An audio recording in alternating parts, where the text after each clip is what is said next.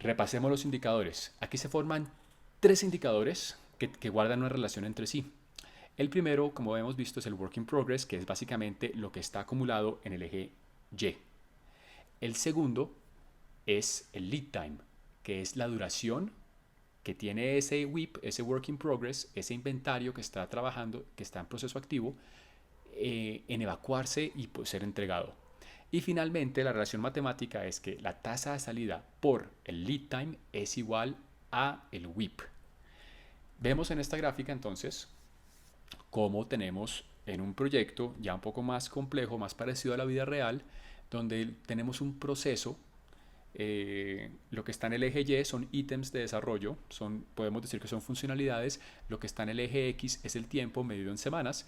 Y vemos aquí, por ejemplo, que en la semana 18 el WIP del proyecto está en 80 menos 23, lo cual nos da aproximadamente a nosotros 60, 57. Y tenemos acá que el lead time está en la semana 31. Tenemos aproximadamente 82 entregables y tenemos que regresar a la semana 18 para poder ver, para poder, para poder evacuar todo ese inventario. Es decir, el lead time de este proceso es 31 menos 18, el WIP de este proceso es 82 menos 22, 23, y eso nos da a nosotros la tasa de salida, que da aproximadamente hayamos dicho que es el WIP dividido por el lead time. Eso nos da 3.8 aproximadamente funcionalidades por semana. Esto es súper interesante de tener en cuenta, porque fíjense que una medida me relaciona la otra. ¿El lead time es mejor tenerlo corto o largo? Es mejor tenerlo corto. Un lead time corto es lo que hace que nosotros podamos entregar de manera, es el equivalente a entregar de manera frecuente, a iteraciones frecuentes.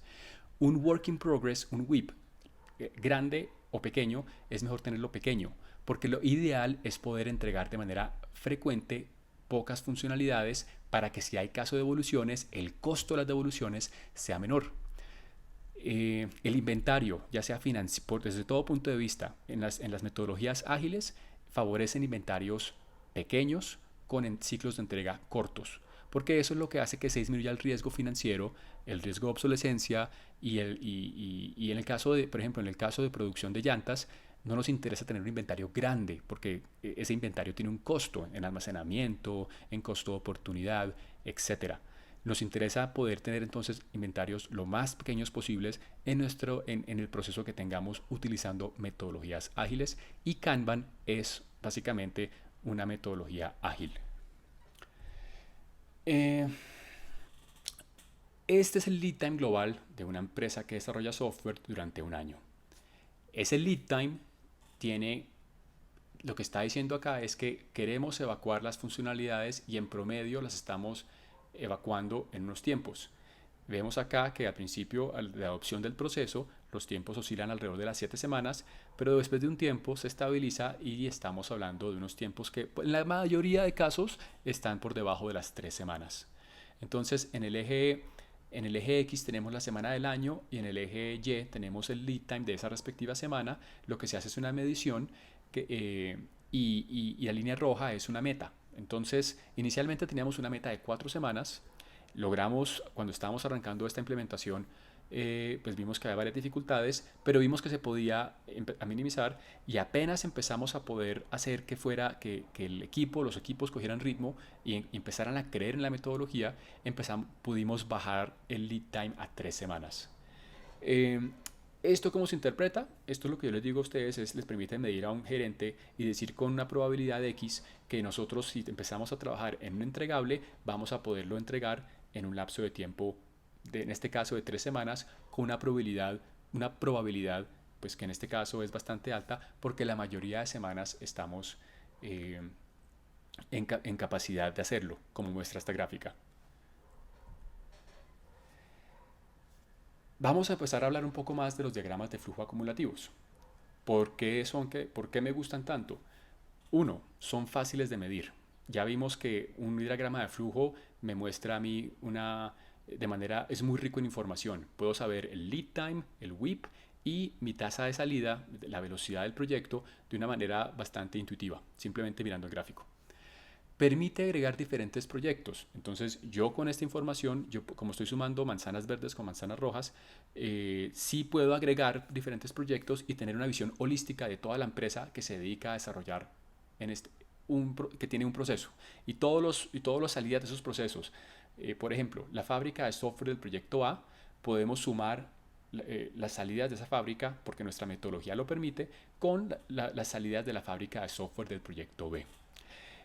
Facilita encontrar cuellos de botella. Esto es súper importante porque, como vemos ahora, como vimos en los ejemplos anteriores, si yo puedo encontrar el cuello de botella, yo puedo empezar a diagnosticar qué tipo de cosas están pasando. Si es que esa parte del proceso, si ese paso en particular requiere de mayores recursos, o si es que la tasa de salida del anterior simplemente es mucho mayor a la tasa de entrada del siguiente paso. Entonces recordemos que mi cadena de producción es tan fuerte como el eslabón más débil. eh, Cuenta una historia. Entonces, a mí me encantan los diagramas de flujo acumulativos porque muestran toda una película. Y esa película, pues, es fácil verla. Si yo sumo varias fotos, tengo una película y esa película, pues, me permite a mí formarme mi propia opinión sobre qué está pasando. Si yo veo un cronograma, en cambio, el cronograma en sí es muy difícil que yo pueda ver qué ha pasado antes de, porque es solamente una foto del proyecto en ese instante de tiempo. No estoy diciendo que los cronogramas no sean útiles, y esto puede sonar a herejía en la gerencia de proyectos, pero yo creo que hay herramientas como los diagramas de flujo acumulativos que complementan muy bien a los cronogramas. Y las demoras y devoluciones, como vimos en el caso del entregable C, en nuestro ejemplo pequeño, son una aproximación al tema de calidad. Yo puedo medir esas devoluciones y esas devoluciones me dan una idea de qué tasa de efectos está sacando mi proceso. Este es un proyecto ejemplo de la vida real. Aquí llegamos tarde a la película, entonces empezamos ya con entregables hechos en estado entregado. Pero lo que quiero destacar acá es que es bonito porque aquí lo que estoy viendo es que efectivamente durante el tiempo la tasa de salida del proyecto estuvo relativamente constante. Si bien no es la misma durante todo el proyecto, sí me permite a mí predecir una tendencia clara. Y vemos que efectivamente no hay acumulación grande o mayor en alguna de las etapas o procesos previos al de la entrega.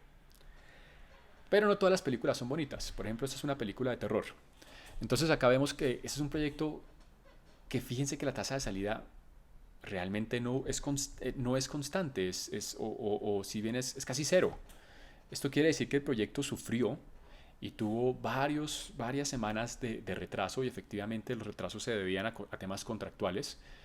Pero pues ahí vemos cómo efectivamente el proyecto está para efectos prácticos parados, porque la tasa de... Empezamos la película con aproximadamente 140 ítems entregados, y terminamos la película con 150 ítems entregados, mientras que en el otro empezamos la película con 25 ítems entregados y finalizamos la película en el mismo lapso de tiempo con 125 ítems entregados. Entonces ustedes se pueden dar una idea de cómo efectivamente este proyecto se ve un proyecto terrible desde el punto de vista de producción, y fuera de eso vemos cómo disminuye en ciertos tramos de la, de la película, disminuye lo que se entregó. Aquí unas devoluciones que tocó afrontar, tocó volverlas a procesar y y volver a entregar. Eh, por eso digo que esto es ver como ver una película.